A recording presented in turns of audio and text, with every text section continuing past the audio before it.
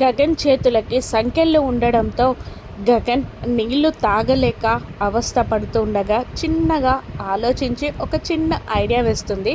ఆ భూమి ఒక పచ్చటి ఆకులతో ఒక దొప్పలాగా నీళ్లు ఆగే విధంగా పచ్చటి ఆకులతో దొప్పని రెడీ చేసి అక్కడున్న చిన్న మడుగు లాంటి దాని దగ్గరికి వెళ్ళి తాగడానికి ఆ దొప్పలో నీళ్లు తీసుకొని బండరాయి దగ్గర ఉన్న గగన్ దగ్గరికి వచ్చి, బావా ఇదిగో నీళ్లు తాగు అంటూ ప్రేమగా భూమి గగన్ నోటికి ఆ మంచినీళ్ళని అందిస్తుంది. దాంతో నీళ్లు తాగుతున్న గగన్కి కళ్ళలో నీళ్ళాగవు.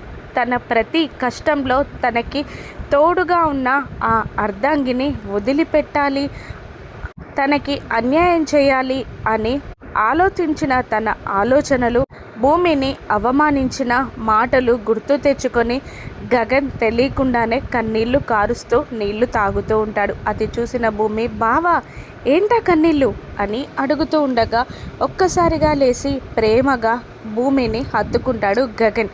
ఎప్పుడు నీతోనే ఉంటాను బావా, నీ కష్టంలో సుఖంలో ప్రతి ఒక్క నిమిషంలో నీ తోడుగా నేనుంటాను బావా, నిన్ను వదిలిపెట్టి ఎక్కడికి వెళ్ళను బావా అని గగన్ చెప్తూ ఉంటుంది.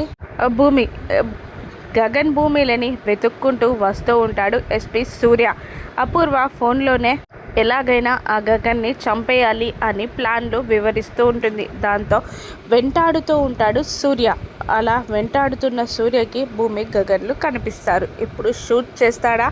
సూర్య నుండి తన 5వ తనాన్ని భూమి ఎలా కాపాడుకుంటుంది?